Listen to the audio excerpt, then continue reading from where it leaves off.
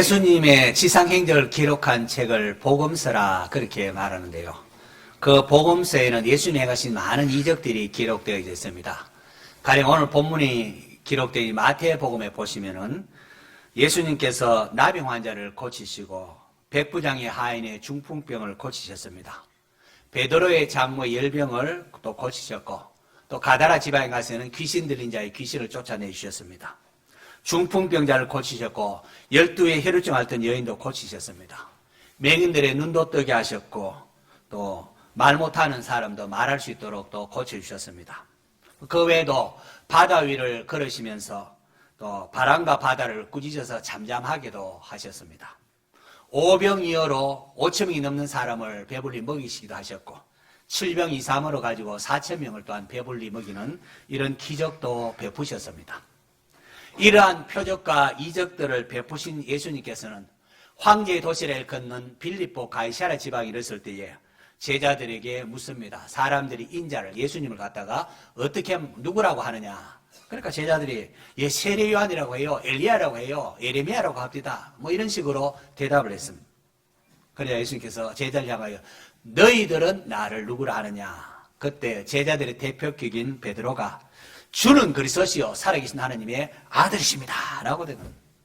예수님께서 기뻐하시면서 바요나 시몬아 내가 복이 있도다. 이를 내게 알게 하니는 혈육이 아니요 내 하나님이 되시니라. 하늘에 계신 내 아버지시니라. 그렇게 칭찬하십니다. 그러면서 너는 베드로라. 이 반석 위에 교회를 세우리니 음부의 권세가 이기지 못하리라. 좀 황홀한 약속까지 하셨습니다. 그리고 이때로부터 예수님의 사역에 중요한 변화가 일어납니다. 예수님께서 제자들에게 예수님이 누군가의 고백을 들으신 후에 이제 자신이 예루살렘에 올라가면은 장로들과 대제사장들과 서기관들에게 고난을 받고 죽임을 당하고 제3일에 살아날 것을 비로소 말씀을 하십니다. 자, 그러자 베드로가 예수를 붙잡고 막 책망하듯이 항변을 합니다. 주님 그렇게 하지 마시옵소서. 이 일이 결코 죽게 미치지 아니하리이다. 베드로의 생각은 예수님이 하나님의 아들 그리스도신데 어떻게 고난을 받고 죽임을 당할 수 있느냐는 것이었죠. 베드로는 나름 예수님을 향한다는 마음으로 했겠지만은 그런데 이러한 베드로를 향하여 예수님은 단호하게 책망을 하십니다. 사탄아 내 뒤로 물러가라. 너는 나를 넘어지게 하는 자로다. 내가 하나님의 일을 생각하지 아니하고 도리어 사람의 일을 생각하는도다 라고 했습니다. 예수님께서 베드로에게 사탄아 라고 했을 때 베드로 얼마나 충격을 받았겠습니까? 아마 밥을 먹어도 머리 씹는 것 같았을 것입니다. 주님께서 이렇게 베드로를 책망하시고는 제자들을 향하여 누구든지 나를 따라오려거든 자기 십자가를 지고 자기를 부인하고 자기 십자가를 지고 나를 따를 것이니라 라고 하셨습니다. 성도 여러분, 예수님께서 누구신가를 알도록 하는 것이 복음서의 전반부의 중요한 주제라면 복음서 후반부로 넘어오면 예수님이 누구신가를 알았으면 이제 그 예수님을 따르기 위하여 자기를 부인하고 자기 십자가를 지고 주님을 따르도록 하는 이런 제자도가 강조되어 있습니다. 예수님은 황제의 도시라 일컫는 빌립보 가이사랴에서 자신이 누구인가를 물었고 제자들이 어떻게 예수님을 따라야 할지를 말씀하셨습니다. 예수님은 하나님의 아들, 살아계신 하나님의 아들이시고 그리스도십니다.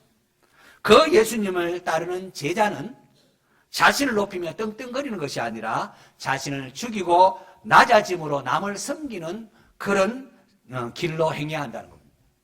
황제의 길을 가는 것이 아니라 십자가의 길로 가는 것입니다. 그렇게 함을 통하여 이웃을 살리고 세상을 밝히는 소금과 빛의 사명을 감당한다는 겁니다. 자, 이렇게 제자도를 말씀하신 후 예수님이 아버지의 영광으로 그 천사들과 함께 오리니 그때에 각 사람이 행한 대로 갚으리라. 이 땅에서 참 낮아져서 눈물을 숨기는 모든 것들 그 행위에 대해 주님께서 갚아주신다고 말씀하십니다. 그러면서 진실로 너희에게 이르노니 여기 있는 제자들 중에 너희 중에 사람들 가운데 너희 중에서 죽기 전에 인자가 그 왕권을 가지고 오는 것을 볼 자들도 있느니라 이런 말씀하셨습니다. 그리고 드디어 엿새 후에 예수님께서 제자들 가운데 몇 명에게 하나님의 독생자의 왕으로서의 위엄을 보여준 사건이 오늘 읽은 본문입니다. 예수님은 베드로와 야고보, 요한을 데리고 따로 높은 산에 올라가십니다. 그리고 그들 앞에 놀라운 광경을 보여주십니다. 예수님의 얼굴이 해가 같이 빛나고 옷이, 당시 옷은 사람의 신분을 나타내기도 하는데요, 이 옷이 빛과 같이 이어졌습니다. 너무나 영광스러운 하나님의 독생자의 영광이었습니다. 그리고 모세와 엘리야가 나타나서 예수님, 왕이신 영광스러운 예수님과 대화하는 장면도 펼쳐집니다. 모세와 엘리야가 누굽니까? 모세는 출애굽을 이끄는 분으로 시내산에서 율법을 받아서 이스라엘에 전해준 위대한 지도자입니다. 엘리야는 옛날에 불말과 불병거를 타고 성천한 선지자입니다. 모든 유대인들이 존경에 맞지 않는 두 사람이 영광의 예수님 앞에 나와서 서로 또 대화하는 겁니다. 와, 이 광경을 목격한 베드로와 야고보, 요한 너무나 황홀했습니다. 베드로가 주님께, 주여, 우리가 여기 있는 게 너무 좋습니다. 주님 허락하시면 내가 주님을 위하여 초막도 짓고 또 모세를 위하여, 엘리야를 위하여 초막을 짓고 여기서 합시다. 여기서 합시다. 베드로는 주님의 영광을 보고 그 영광에 도취해서 그곳에 살고만 싶었습니다. 그래서 주여, 여기 있는 게 좋습니다. 주님 허락하시면 제가 초막을 짓겠습니다. 여러분, 이스라엘 백성들이 언제 초막을 짓는지 아십니까? 이스라엘의 가장 중요한 3대 절기 가운데 초막절이라는 게 있습니다. 초막절이 되면은 이스라엘 백성들이 애굽에서 구원해 주신 하나님의 은혜를 기리면서 출애굽 당시에 광야에서 생활했던 걸 기념하면서 바깥으로 나가서 초막을 짓고 또는 지붕에 초막을 짓고 집 놔두고 거기 가서 초막을 짓고 생활을 하곤 합니다. 베드로가 초막을 짓겠다고 할 때에 호련히 빛난 구름이 그들 덮습니다. 구름 셰키나라는, 이거는 하나님의 임재를 상징하는 그런 것으로 구약시대 성막 위에 이렇게 덮인 구름을 또한 이렇게 상기시키고 있습니다. 높은 산에서 그들을 덮은 이 구름은 마치 구약시대의 회막 위에 구름이 이렇게 떠 있었고, 또 출애굽 당시에 모세와 백성들이 여호와 앞에 서 있는 그 모습을 연상을 시킵니다. 그러면 구름 가운데에 또 이렇게 말씀이 나왔다는 것은 하나님이 지금 말씀하신다는 거죠. 이는 내 사랑하는 아들이요 내 기뻐하는 자니 너희는 그의 말을 들으라. 여러분 이거 생각나십니까? 예수님께서 세례 요한에게 세례를 받으시고 물에서 올라올 때에 하늘부터 들린 소리가 이는 내 사랑하는 아들이요 내 기뻐하는 자니라 음성이 들렸습니다. 다시는 그 음성이 들려옵니다.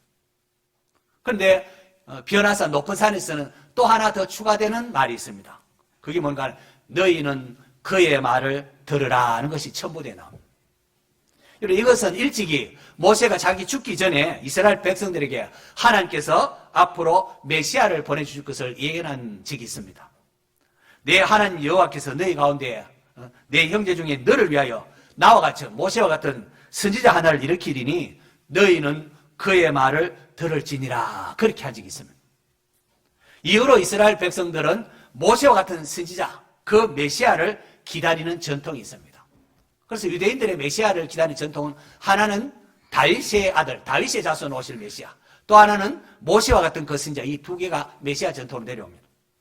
예수님께서 오병이를 가지고 5,000명 넘는 많은 사람들을 배불리 먹이는 기적을 행하실 때에 사람들이 예수님을 보고 야, 이분은 참으로 세상에 오실 그 선지자라 하면서 임금 삼으려 한 것은 바로 그러한 배경으로 이렇게 고백되어진 것입니다.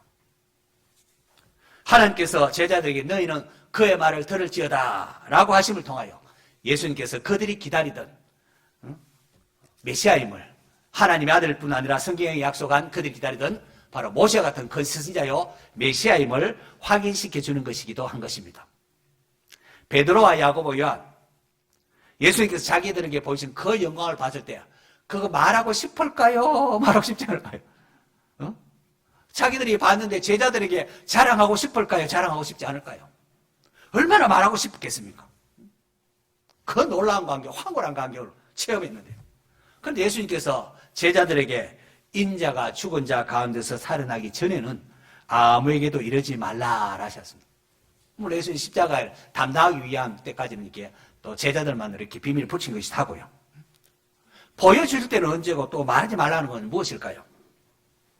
예수님께서 인자가 죽은 자 가운데 살아날 때까지 본 것을 아무에게 내리지 말라 하신 것은 십자가의 의미를 깨닫기 전까지는 제자들은 자기의 본 것에 대하여 자랑하지 말아야 한다는 겁니다. 성도 여러분, 우리가 신비한 체험을 해도 이걸 꼭 알아야 합니다. 주님의 몸된 교회를 위한 고난을 감내하는 것이 없이 자신의 영적 체험을 자랑하는 것은 옳지 않습니다. 주님 원하는 게 아닙니다. 신비한 영적 체험, 이것은 내가 이런 체험했다 자랑하라고 주신 것이 아니라 오히려 십자가로의 초대라는 사실을 여러분 아셔야 됩니다. 십자가 지는 것 없이 영적 체험 자랑하는 것은 그건 옳지 않습니다. 훗날 예수님이 고난받으시고 또 3일 만에 부활하셔서 성천하신 훗날 베드로와 요한은 마침내 이 사건을 언급하는데요.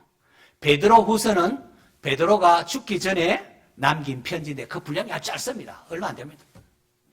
베드로가 예수님 따라다니면서 얼마나 많은 이적을 보고 얼마나 많은 것을 듣고 배웠겠습니까? 그런데 그 하고 많은 것 가운데에 그 베드로 후서에 남긴 그 짧은 편지에 보면은 남기고 싶은 말 가운데에 무엇이 있는가 하니까 바로 이 변화산에서의 사건을 언급을 합니다. 베드로후서 1장에 보면은 우리는 그의 크신 위엄을 친히 본 자라 지극히 큰 영광 중에서 이런 소리가 그에게 나기를 이는 내 사랑하는 아들이요 내 기뻐하는 자라 하실 때에 그가 하나님 아버지께 존귀와 영광을 받으셨느니라. 이 소리는 우리가 그와 함께 거룩한 산에 있을 때에 하늘부터 난 것을 들은 것이라 하면서 그때의 영광스러운 사건을 이야기하고요. 요한복음 1장에 보면은 말씀이 육신이 되어 우리 가운데 거하심에 우리가 그 영광을 보니 아버지의 독생자의 영광이요 은혜와 진리가 충만하더라 라고 기록하고 있습니다. 요한복음 1장 14절 말씀이 육신이 되어 우리 가운데 거하시며 이것을 우리가 보통 성탄절 때 많이 인용하죠. 성탄절에 많이 인용하지만은 요한이 예수님 탄생을 목격하지 않았습니다. 예수님 탄생을 목격하고 그 말 기록한 게 아니고요. 이것은 요한이 예수님 높은 산에서 영광의 주님을 목격한 사건을 신학적으로 해석해서 표현한 겁니다. 말씀이 육신이 되어 우리 가운데 거하시며 우리가 그의 영광을 보니 아버지의 독생자의 영광이더라. 그렇게 변화산의 사건을 묘사하고 있는 내용입니다. 야고보는 일찍 순교했기 때문에 성경을 기록하지를 못했습니다. 하지만 사도 중에 가장 먼저 순교할 야고보이기 때문에 주님께 특별히 그를 사랑하시며 그에게 자신의 영광스러운 모습을 보여주신 것이라 볼 수 있습니다. 여러분, 베드로는 초막을 짓고 주님과 함께 높은 산에 머물기를 원했지만은 그의 요구는 받아들이지 않습니다. 주님은 제자들을 데리고 산 아래로 내려가십니다. 산 아래는 인생의 문제가 뒤얽혀 있는 곳입니다. 죽음의 그림자가 짙게 드리워진 곳입니다. 오늘 여러분 본문 뒤에 쭉 나가면은 간절 정신을 일으키는 귀신 들린 아들과 그 아버지의 이야기가 나옵니다. 이게 이 땅에서의 모습이랍니다. 이처럼 산 아래 동네는 삶의 문제도 많고 괴로움도 있습니다. 마음 상하는 일도 많습니다. 무엇을 먹고 살아야 할지 걱정도 있습니다. 집안일도 복잡합니다. 가족 간의 관계도 쉽지 않습니다. 이런 삶의 현장이 어려우면 어려울수록 우리는 그냥 산 위에 머물고 싶어 합니다. 하지만 예수님은 제자들을 데리고 산 아래로 내려오십니다. 우리가 초막을 치고 살아야 할 곳은 바로 산 아래, 자녀들과 더불어 이불과 이웃과 더불어 살아가는 가정과 사회와 직장이기 때문에 그렇습니다. 바로 그곳에서 복음을 전하고 하나님 나라가 임하도록 해야 하기 때문에 그렇습니다. 목회자로서 참 여러분을 참 격려하고 싶습니다. 이 땅 살아나갈 때에 힘들고 어려운 일이 많지만은 힘내시기 바랍니다. 눈물 나는 일이 있지만은 용기를 내십시오. 때로 살고 싶지도 않을 때도 있지 않습니까? 하지만 인내하십시오. 능력의 주님을 바라보면서 일어서시기를 바랍니다. 왜요? 바로 그곳이 주님을 따르도록 부름받은 현장이기 때문이다. 제자도는 하늘이 저쪽에 사는 것이 아니고 이 죄 많고 삶의 문제는 이 곳에서 주님을 따르는 제자도가 실천되어야 하는 곳입니다. 베드로와 같이 주여 여기가 좋사오니 하면서 산 위에 머물고 하고 있지는 않습니까? 신앙생활을 그냥 교회 안에 있는 것만으로 한정하면서 교회 바깥에, 교회 밖에 자녀들과 이웃이 살아가고 있는 이 산 아래에 세상에 대하여 자꾸 무관심하려고 하지는 않습니까? 우리의 왕께서는 우리가 세상에 나가서 연약하여 때로 실수하고 넘어질지라도 산 아래 내려가서 하나님 나라를 위하여 선한 싸움을 하기를 원하십니다. 부조리가 있고 죄가 범람한 세상에서 하늘의 미랄로 석을 줄로 알고 빛과 소금의 역할을 감당하기를 원하십니다. 늘 제가 지금 강조하고 있지만은 참된 경건은 어떤 신비한 체험하는 것이 아니라 사람들 간에 주고받는 사소한 말 한마디, 이웃들에게 대하는 행동 하나하나, 거기에 달려 있습니다. 예수님의 동생 야고보가 우리가 스스로 경건하다 생각하면서 자기 혀를 제갈 무리지 않으면 이 경건은 헛되다 했습니다. 그러면서 하나님 아버지 앞에서 정결하고 더러움 없는 경건은 곧 고아와 가부를 그 환난 중에 돌보고 또 자기를 지켜 새 속에 물들지 아니하는 그것이니라. 경건이 뭐라고요? 어떤 신비한 체험했다고 경건이 아니고, 그게 경건이 아니고, 참 하나님 앞에 정결하고 더럽는 경건은 어렵고 힘든 사람이 있으면 섬기고 또 돌봐주고, 내가 돌봐야 될 내 책임을 이렇게 감당하고, 또 자기를 지켜서 새 속에 자기 중심으로 생각하는, 거기에 물들지 아니하는 것이라 그렇게 했습니다.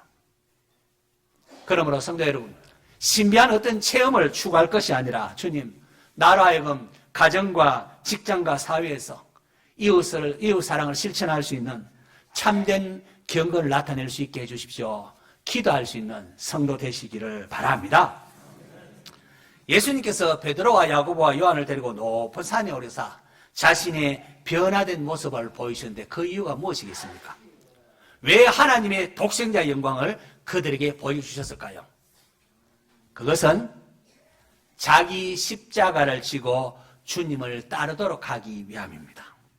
이것을 가르치기 위하여 예수님은 베드로에게 사탄아라고 하는 지독한 책망도 하셨고 엿새 동안 그야말로 밥을 먹어도 머리 씹는 것 같은 그런 마음조리도록 그렇게 하셨습니다.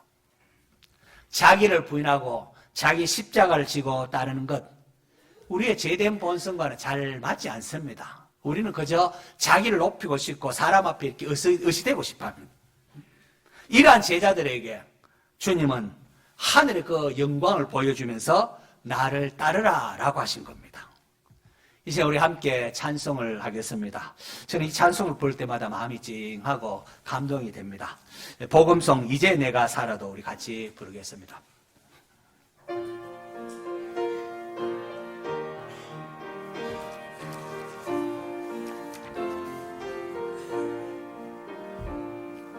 이제 내가 살아도 주 위에 살고 이제 내가 죽어도 주 위에 죽네. 하늘 영광 보여주며 날로라 할렐루야 찬송하며 주께 갑니다. 그러므로 나는 사나 죽으나 주님의 것이요 사나 죽으나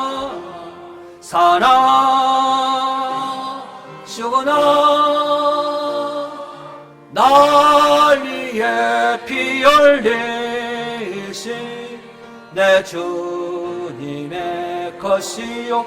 우리 두 손 들고 부르겠습니다. 이제 내가 떠나도 저 천국 가고 아멘.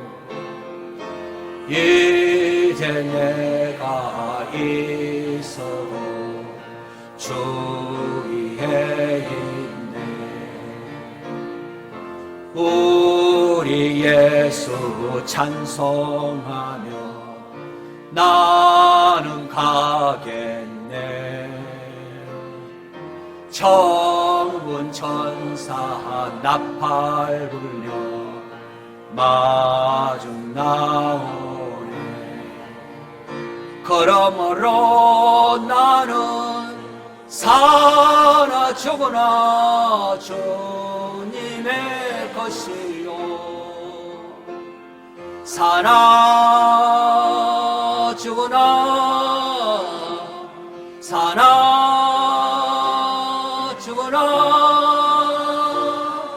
날 위해 피 흘리신 내 주님의 것이요. 성도 여러분, 예수님은 하나님의 아들이십니다. 예수님은 우리의 구원자이십니다. 예수님은 우리의 왕이십니다. 믿습니까? 그렇다면 우리는 주님을 따르는 삶을 살아야 합니다. 자기를 부인하고 자기 십자가를 지고 말입니다. 여러분, 우리 성도의 삶이 그냥 온실 안에 그렇게 화초가 아닙니다. 이 땅은 죄로 인하여 오염된 곳이기 때문에 주님을 따르는 성도들에게는 고난이 있고 핍박이 있습니다. 날마다 우리를 넘어지게 만들고 우리를 하나님 나라 세우는 데 방해하는 이런 것들과 영적인 치열한 전투를 해야 합니다. 내 주위의 사람들 다 천사와 같이 거룩하고 착하면 얼마나 좋겠습니까? 그러나 그렇지 않습니다. 불쑥불쑥 우리 안에 있는 죄된 본성이 이렇게 나타남으로 말미암아 우리가 서로에게 상처를 주고받지 않습니까? 그런 일이 되면은 우리 참 지치기 쉽습니다. 포기해버리고 싶습니다. 때로 속이 불 끓기도 합니다. 그러나 그때 누구든지 나를 따라오려거든 자기를 부인하고 자기 십자가를 지고 나를 따를 것이니라 하신 주님의 말씀을 기억하시기를 바랍니다. 신앙생활은 자기를 부인하는 것입니다. 힘들고 어려움이 있어도 주님께서 맡기신 일인 줄 알고 묵묵히 참고 인내하며 나를 낮아짐으로 그렇게 다른 사람을 살릴 수가 있는 것입니다. 내가 누군데 나를 뭘로 알고 이렇게 하면 세상 사람을 살릴 수가 없습니다. 내가 죽어야 가정이 살고 교회가 부흥을 합니다. 이렇듯 자기를 부인하는 자들을 통하여 하나님의 나라가 확장되어 갈 수가 있습니다. 주님은 연약한 우리를 그런 일로 부르셨습니다. 우리가 이 땅을 떠날 때에 주님께서 천군 천사를 보내셔서 나팔 불면서 여러분을 맞이할 것입니다. 고생했다, 수고 많이 했다, 영접하실 겁니다. 의로우신 재판인 주님께서 그날에 의의 면류관을 여러분에게 씌워주셨습니다. 잘하였다, 착하고 충성된 종아, 칭찬하실 것입니다. 주님께서 제자들 데리고 산 아래로 내려간 것처럼 이제 우리도 삶의 현장으로 나가야 됩니다. 주일날 모여서 하나님 말씀 배우면서 하나님 영광 돌리면서 또 성령 충만을 받아서 또 세상에 나가서 우리가 산 아래 가서 힘들고 어렵지만 주님을 따르는 삶을 살아야 합니다. 가정과 교회와 직장에서 무슨 일을 하며 어떤 일을 만나든지 하늘 영광 보여주며 날로라 하신 주님을 기억하시기를 바랍니다. 그래서 날마다 자기를 부인하고 주님을 따르는 성도 되시기를 바랍니다. 인내할 것 인내하되고 또 새로 힘내야 될 것 힘을 내시고 여러분이 가는 곳마다 여러분의 섬김을 통하여 하나님의 나라가 세워지는 놀라운 역사가 일어나기를 축원합니다.